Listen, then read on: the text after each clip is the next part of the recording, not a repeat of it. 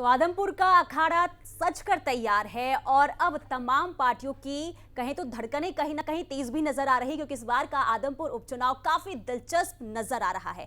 इस पर हम चर्चा भी करेंगे। हमारे साथ तमाम मेहमान जुड़े हुए हैं। बीजेपी प्रवक्ता प्रवीण अत्रे हमारे साथ जुड़े हुए हैं, साथ ही साथ कांग्रेस से केवल ढींगरा भी जुड़े हुए हैं। बहुत स्वागत है आपका सूर्य समाचार पर।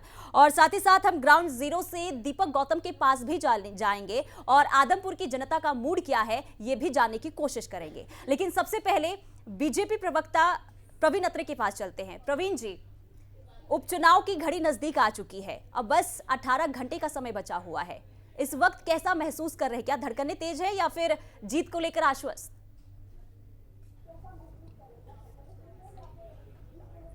नहीं, जीत को लेकर पूरी तरह से आश्वस्त हैं। कल जिस वक्त मुख्यमंत्री जी की रैली हो रही थी आदमपुर में, आदमपुर की जनता ने उस रैली में ही ये बता दिया कि भव्य बिश्नोई की भव्य जीत होने जा रही है। आपके दीपक जी वहां पे ग्राउंड पे हैं, वो बेहतर रिपोर्टिंग कर रहे हैं। वो आप उनसे एक बार जब जानेंगे तो वो बताएंगे कि इस तरह से आदमपुर की जनता ने ये मूड बना रखा है कि जिन लोगों ने 2005 में स्वर्गीय चौधरी भजनलाल के खिलाफ षड्यंत्र रचा था, उन लोगों को आदमपुर की जनता सबक सिखाने के लिए तैयार बैठी है। आदमपुर की जनता तो इंतजार कर रही है पोलिंग टाइम का। और देखिएगा जब पोलिंग शुरू होगी किस तरह से एक तरफा वोट पड़ते हैं भव्य बिश्नोई को, क्योंकि जनता इस बात को बेहतर जानती है कि जिन लोगों के राज में हरियाणा प्रदेश के अंदर लूट की राजनीति हुई, किसानों की जमीनें लूटी गई, किस तरह से घोटालों का बोलबाला रहा, किस तरह से सत्ता के नीचे जिस तरह से गैंग पनपते रहे और जिस तरह के हालात नौकरियों के अंदर पर्ची खर्ची का बोलबाला रहा, जिस तरह से युवाओं की नौकरी को बेचा जाता रहा, ऐसे लोगों को सबक सिखाएगी आदमपुर की जनता भव्य बिश्नोई को एक तरफा जीत दिला के।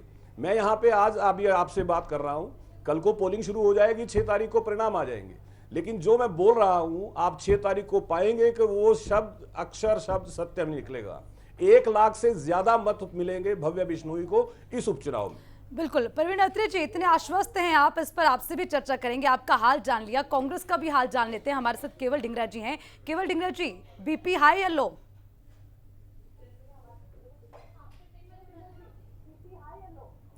देखिए, बीजेपी ने अपने दावे ठोके और प्रवीण जी ने कहा कि हम जीत रहे हैं। मैं आपको ये आश्वस्त कर रहा हूं कि जयप्रकाश जी जो है वो 100% वहां से करीबन 20,000 से भी ज्यादा वोटों से जीत रहे हैं। और आपको दूसरी बात ये भी बताता हूं, जिस तरह से किसानों के साथ इन्होंने कहा किसानों के साथ हमने अच्छा काम किया, तो मैं पूछना चाहता हूं 750 किसान बॉर्डरों पे ऊपर बैठे थे और काले कानून लादे गए, उनके ऊपर किसने लादे थे? यही बीजेपी सरकार थी जिन्होंने वो कानून लादे थे, जिससे 750 किसान जो है वो शहादत हो गई जिनकी। और ये कहते हैं अच्छे काम किए थे। यही अच्छे काम इनको लेके डूबेंगे, यही अहंकार लेके डूबेगा। और दूसरी बात, कर्मचारियों के साथ जिस तरह से दुर्व्यवहार हो रहा है, जिस तरह से हमारे बीजेपी का तो अहंकार है केवल ढींगरा जी, लेकिन आपका अगर आत्मविश्वास है तो ढींगरा जी मेरा सवाल ले लीजिए ना। ऐसी योजनाएं ला रहे हैं कि 4 साल के बाद उनकी घर वापसी हो जाएगी। जिस तरह से कर्मचारियों की भर्ती के मामले पेपर लीक हो रहे हैं, जिस तरह से बिजनेसमैन को जीएसटी के माध्यम से लूटा इन्होंने, जिस तरीके से हरियाणा के किसानों, गरीब आदमी और मजदूरों को जिस तरह से ठीक है, अब तो नेशनल मुद्दों की बात करें। केवल ढींगरा जी, मेरी आवाज पहुंच पा रही है आप तक? चाहे वहां पे मोदी आ जाए, मेरी आवाज पहुंच पा रही है आप तक? आ जाए, लेकिन इनकी हार ढींगरा जी मेरी आवाज पहुंच पा रही है आप तक? 20,000 से ज्यादा वोट से मेरा सवाल ले लीजिए ना, आप ही को बोलने का मौका देंगे, सवाल तो ले लीजिए। मैं आपसे ये पूछ रही हूँ कि आप आश्वस्त हैं, जो है आप कह रहे हैं कि जयप्रकाश की जीत होगी, लेकिन आपका इतना आत्मविश्वास क्यों? आखिर किन मुद्दों के साथ आपको क्या लगता है ऐसा काम आपने कर दिया कि आदमपुर की जनता आपका साथ दे?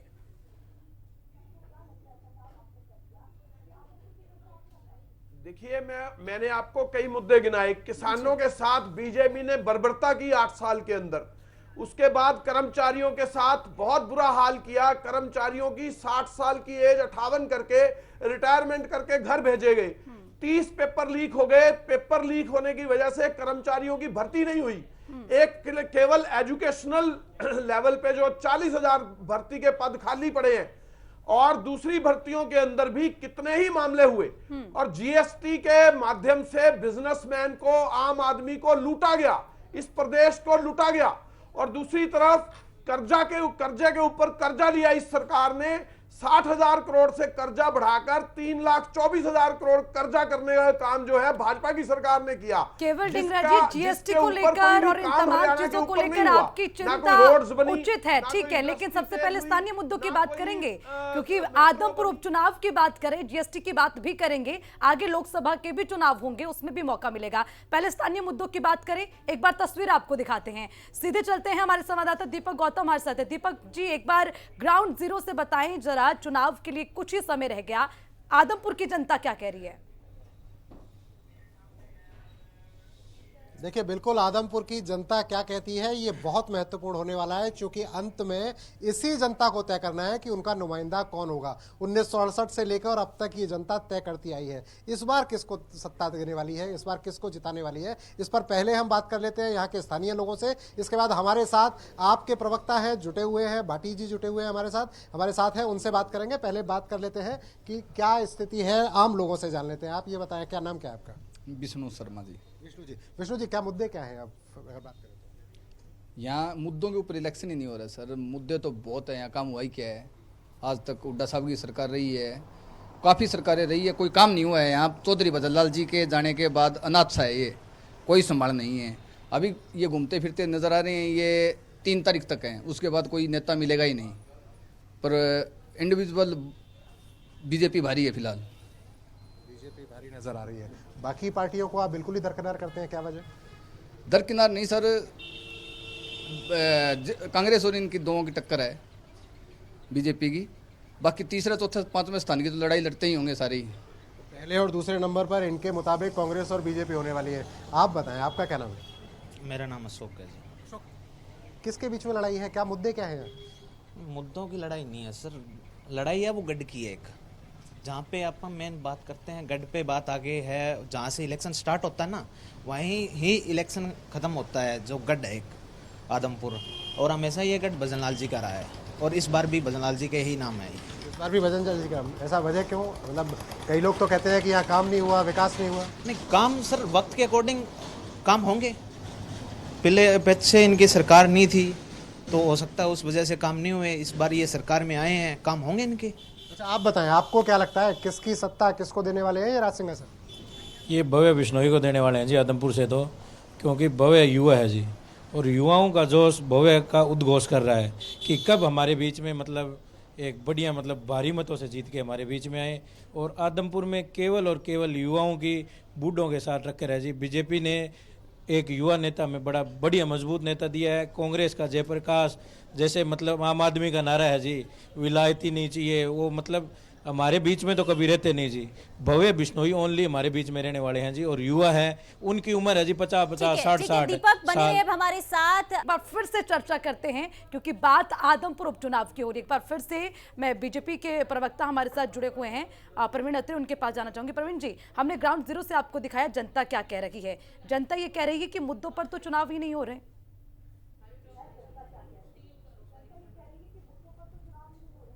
नहीं, देखिए ऐसा है कि मैं जिस वक्त अपनी शुरुआती जो मैंने बात कही, मैंने उस वक्त ये बात कही थी कि आदमपुर की जनता अपना पूरी तरह से मूड बना चुकी है, क्योंकि विषय एक नहीं है। पहला विषय ये है कि जिन्होंने 2005 में स्वर्गीय भजनलाल जी के खिलाफ षड्यंत्र रचा, उनको सबक सिखाना है। दूसरा विषय ये है कि मुख्यमंत्री मनोहर लाल के नेतृत्व में पूरे हरियाणा में जिस तरह से समान विकास हुआ, विशेष तौर पे मैं यहाँ पे आदमपुर के विधानसभा क्षेत्र की बात करूंगा। हालांकि मेरे कांग्रेसी मित्र जो हैं वो बुखलाहट के अंदर दाएं बाएं की उल जुलूल बातें करते रहे, लेकिन मैं कांग्रेसियों के बारे में एक बात बोलता हूं, यहाँ पे भी बोल देता हूं। ये गोयबल के चेले हैं, हिटलर के प्रचार मंत्री थे गोयबल, आप जानते हैं, जिन्होंने कहा था कि एक झूठ को बार बार बोलो सच लगने लगता है। वही काम इस बाई इलेक्शन में भूपेंद्र सिंह हुड्डा से लेकर नीचे तक जितने कांग्रेसी हैं वो प्रयास कर रहे हैं, लेकिन आदमपुर की जनता सच जानती है। अब मैं बात करता हूं आदमपुर विधानसभा क्षेत्र की, क्योंकि हरियाणा के अगर मनोहर जी की सरकार के काम गिनाने शुरू करूंगा तो बड़ा लंबा समय लग जाएगा। जिस तरह से किसानों की खेती को जोखिम फ्री मनोहर लाल जी ने किया, 8,000 करोड़ से ज्यादा का मुआवजा किसानों को फसल खराब होने के बाद इस सरकार ने 8 साल में दिया है। 1966 से लेकर 2014 तक जितनी सरकारें रही हैं, आप उनके ये मुआवजे का अगर टोटल कर लो तो आसपास नहीं पहुंचता। इस तरह से किसान की खेती को जोखिम फ्री करने का काम किया है। किसान की फसल का एक एक दाना एमएसपी पे खरीदा जाए, मनोहर जी ने अत्रे जी, सुनिश्चित किया है। 8 साल मेरी फसल में मेरा मनोहर बोरा सरकार नामक का काम कैसा रहा वो हमने भी सुना, हमने जनता को भी दिखाया जब मुख्यमंत्री ने जो है तमाम जो उपलब्धियां रही उनको गिनवाया। हम सिर्फ पर्टिकुलर बात कर रहे हैं आदमपुर की, क्योंकि वहां उपचुनाव हो रहे हैं। पहले तो आप ये तस्वीर साफ करें कि आदमपुर में जो उपचुनाव हो रहे हैं वो लड़ाई किन मुद्दों के साथ आप लड़ रहे हैं। सबसे पहले कि क्या सोच है आपकी, किस विचारधारा के साथ चुनाव लड़ा जा रहा है, पहले ये तस्वीर साफ कर दीजिए। देखिए, हमारा तो बड़ा सीधा सा विचार है, हरियाणा का विकास, आदमपुर का विकास। और मैं यहाँ पे बाकायदा दस्तावेजी सबूत लेके आया हूं कि मनोहर जी की सरकार ने 8 साल के अंदर आदमपुर में जो विकास कार्य करवाए, जो विकास के ऊपर आदमपुर में पैसा खर्च हुआ, बाकायदा डॉक्यूमेंट लेके आया हूं। कोई मैं देख रहा था परसों भूपेंद्र सिंह हुड्डा साहब जो है बाल संबंध में एक सभा को संबोधित कर रहे थे और वो लगातार एक झूठ बोल रहे थे कि बाल संबंध में बताइए इस सरकार ने कौन सा विकास करवाया। मैं हैरान हूं, 10 साल जो व्यक्ति मुख्यमंत्री रह चुका हो उसको आदमपुर का कॉलेज, आदमपुर का बस स्टैंड नजर ही नहीं आया जो इस सरकार ने दिया है। इस सरकार ने आदमपुर के अंदर 603 करोड़ रुपए विकास कार्य पे खर्च किए हैं। मैं यहाँ पे पर्टिकुलर आदमपुर विधानसभा क्षेत्र की बात कर रहा हूं। 100 करोड़ रुपए जो है वो पाइपलाइन में विकास कार्य है। सड़क निर्माण में 48.74 करोड़ रुपया खर्च हुआ। जलपूर्ति योजना पे 157.34 करोड़ रुपया खर्च हुआ। सिंचाई कार्यों की मरम्मत, रीमॉडलिंग, इसके ऊपर 27.42 करोड़ रुपया खर्च हुआ। स्वास्थ्य सेवाओं पे 8.09 करोड़ रुपया खर्च हुआ। आदमपुर भद्रा रेलपुर के ऊपर 25 करोड़ रुपया खर्च हुआ। और जितने खेलों से संबंधित जो विकास कार्य हैं उनके ऊपर लगभग 4.01 करोड़ रुपया खर्च हुआ। यहां पे बाकायदा जिस तरह से वर्तमान सरकार ने आदमपुर में पानी की एक बड़ी समस्या रहती थी, इसका जिक्र जो है आपने देखा होगा, भव्य बिश्नोई कुलदीप जी है वो भी कई बार जिक्र करते हैं। और हमने आदमपुर की जनता को इस समस्या से किस तरह से समस्या को खत्म किया जाए, 84 करोड़ रुपए की लागत से SYS टैंक का निर्माण आदमपुर में वर्तमान सरकार ने किया।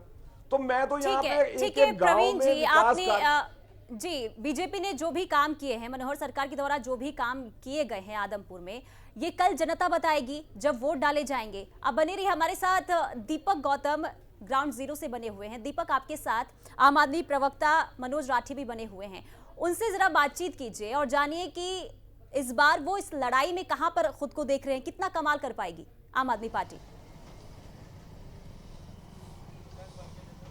बिल्कुल, मनोज राठी जी हमारे साथ हैं, इन्हीं से जान लेते हैं। राठी साहब, एग्जाम दे दिया, क्या स्थिति है, कितनी उम्मीद, क्या करेंगे? ऐसे सबको पता है आम आदमी पार्टी केवल विकास की बात करती है, काम की बात करती है, मुद्दों की बात करती है। और बाकी पार्टियां कांग्रेस और बीजेपी पहले दिन से इस चुनाव को जात पात पर लाने का काम शुरू कर दिया है और आज ले भी आए। अभी भी आपने ऑडियंस से बात करी, एक ही बात बताओ कि बुरा हाल है यहाँ कोई काम नहीं हुआ, कोई विकास नहीं हुआ। 26 साल से ये पिछड़ा हुआ इलाका है। मैं तो पूछना चाहूँ बीजेपी वालों से, मैं पूछना चाहता हूँ कांग्रेस वालों से, यहाँ ढाणियों में बिजली नहीं है, ढाणियों में सड़क नहीं है, ढाणियों में पीने का पानी नहीं है, किस पे बात करोगे आप, कहाँ राज करोगे? यहाँ सरकारी स्कूलों के बाहर बच्चे धरने पे बैठे हैं, सरकारी स्कूल बंद पड़े हैं, किसी भी सरकारी स्कूल में स्टाफ नहीं है। तो हम कहते हैं काम पे राजनीति क्यों नहीं करते? बिल्कुल काम पे राजनीति दीपक करो। उनसे जानने की कोशिश कीजिए वो कौन सी गांव की बात कर रहे हैं जहां पर पानी नहीं है, बिजली नहीं है।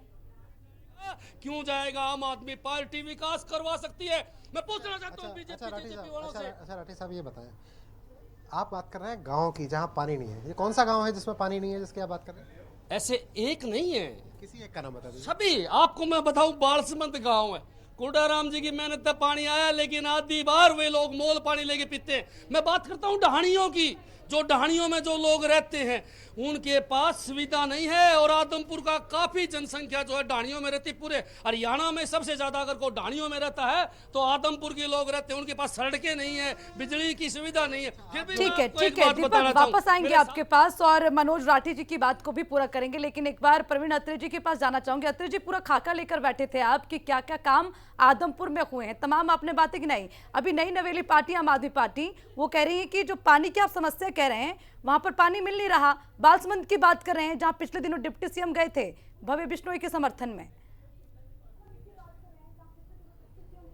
देखिए ऐसा है, इनको शायद ये जानकारी नहीं है कि बालसमंद जो है वो आदमपुर का सबसे बड़ा गांव माना जाता है।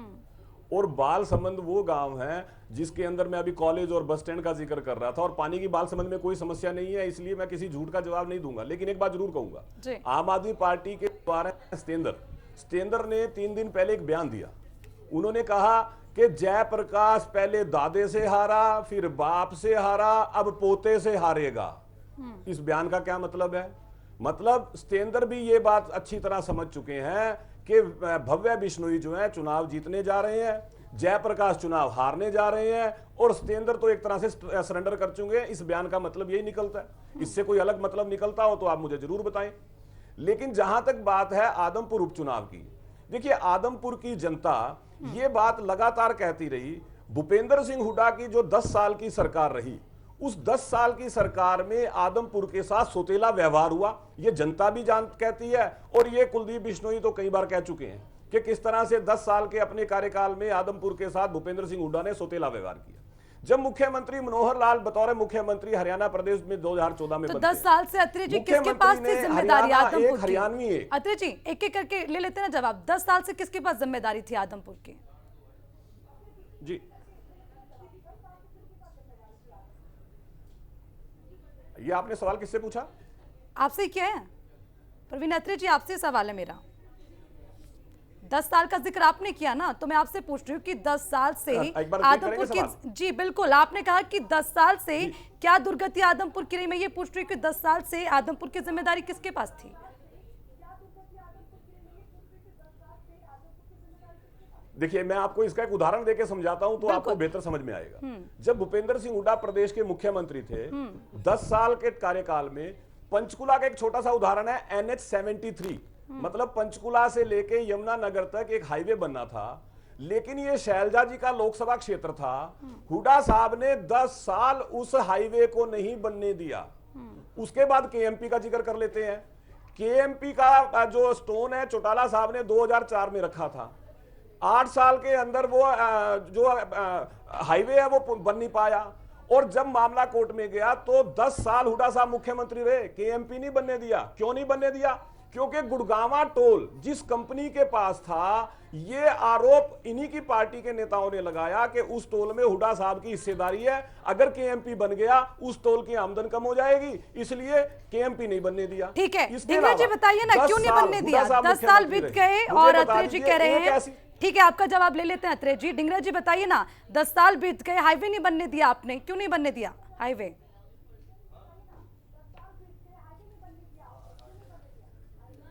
देखिए ये जो हाईवे बने, ये बनाई कांग्रेस ने, इन्होंने कब बनाया? इससे बड़ा झूठ क्या होगा? एक मिनट, KMP का स्टार्ट जो है और KJP का स्टार्ट जो है वो कांग्रेस ने करवाया, और कांग्रेस ने 10 साल में क्यों नहीं बना? 90% काम पूरा हो गया था। 100% क्यों नहीं बना? 90% काम पूरा हुआ। 10 साल में वो पूरा क्यों नहीं बना? एक सेकंड वो क्यों नहीं बन पाया 10 साल? एक सेकंड कीमत 1300 करोड़ से 2700 करोड़ कैसे पहुंच गई KMP की? एक सेकंड, 1300 करोड़ का प्रोजेक्ट था, वो 2700 करोड़ का कैसे हो गया? जवाब ले लीजिए ना, बोल रहे जवाब ले थे तो लीजिए मैं आप। इनके बीच में बोल रहा हूं। नहीं, आप झूठ बोल रहे हैं सरेआम। एक चैनल पे, राष्ट्रीय चैनल पे बैठ के आप अगर झूठ बोलेंगे और ये उम्मीद करेंगे कि मैं आपको रोकूं ना। आपने 10 साल में KMP क्यों नहीं बनने दिया? आपने NH-73 क्यों नहीं बनने दिया 10 साल में? 1300 करोड़ रुपए का KMP 2700 करोड़ कैसे पहुंच यही गया? है बीजेपी का सिस्टम। झूठे लोग, यही है बीजेपी का सिस्टम, झूठ बोल के दूसरे आदमी को दबाने की कोशिश करना। तथ्य चेक कर लीजिए। ये है दबाने की तथ्य कोशिश चेक कर करने की लीजिए भाई। राजनीति। ये भाजपा की राजनीति फेल हो चुकी है, ये दबाने की राजनीति फेल हो चुकी है। कब बना? ये फेल कब चला राजनीति के KMP? लोग हैं। कब बना जिन KMP? लोगों ने किसने बनाया 8 KMP? साल हमने अपने बनाया। राज के अंदर हमारी विकास सरकार नहीं ने किया। बनाया उसको। NH-73 आके हमने एक बनाया। मिनट, 8 साल के अंदर जिन लोगों ने विकास नहीं किया वो दबाने की राजनीति करते अंबाला हैं। में आपने IMT नहीं बनने दिया। ठीक क्यों है। नहीं बनने ये दिया? सारे क्योंकि आप क्या KMP, आपस की KGP द्वेष की हमने बनाए राजनीति? हैं। झूठ इन्होंने बोल रहे हो कुछ आप। नहीं बनाया। एक हाईवे का नाम इन्होंने बताइए। सिर्फ प्रदेश केवल को आपने लूटा है। अत्रे 35 जी, सड़कें बनाई। अत्रे जी पहले एक ही करके बोले, क्योंकि समझ हमें नहीं आ रहा है तो जनता को कैसे बात समझ आएगी? गलत, वो हाईवे झूठ, रोहतक झूठ, अत्रे से जी दिल्ली से रोहतक और होकर केवल भिवानी डिंगरा तक जी जाता है। एक एक भिवानी करके के बोलिए, बाद क्योंकि भी वो जनता बंद को हो गया। क्यों नहीं बना आपकी था? बात ये समझ आपने नहीं आ रही है, क्योंकि आप क्या कह रहे हैं हमें भी समझ नहीं आ रहा है, तो एक एक करके बोलिए ताकि जनता आपकी बात को समझ सके। ये झूठ बोल रहे हैं। रुपया कहां पूरी गया तरह वो से झूठ। बताना चाहिए इनको। इन्होंने नो, नो, KMP नो। नहीं बनने दिया। ये बताइए, मैंने पैसा 73 कहाँ बनने गया दिया। प्रदेश एक मिनट रोहतक से ढींगरा जी, बाहर जनता अत्रे जी ने मेरी पैसा बात वो- सुनिए, एक मिनट मेरी बात सुनिए सर, हम तथ्य पर बात करेंगे और देखिए आपके लिए मंच है, एक एक करके आप बात रखें। अत्रे जी ने सवाल किया ना, आपने जवाब ले लीजिए ना ढींगरा जी से एक बार। झूठ बोल रहे हैं, सच बोल रहे हैं, फिर उसके बाद आपको भी मौका दिया जाएगा ना। ढींगरा जी क्या कह रहे हैं आप, क्या हुआ 10 साल में, हाईवे क्यों नहीं बना, आखिर क्यों रोक दिया गया? ये अत्रे जी का सवाल है, पहले इसका जवाब दे दें आप। सुनिए, मैं आपको बताना चाह रहा हूं, सुनिए, मैं बता रहा हूं आपको, ये योजना 2005-6 से शुरू हुई और ये 2013 तक 14 तक जो है योजना के अंदर 90% काम पूरा हो चुका था।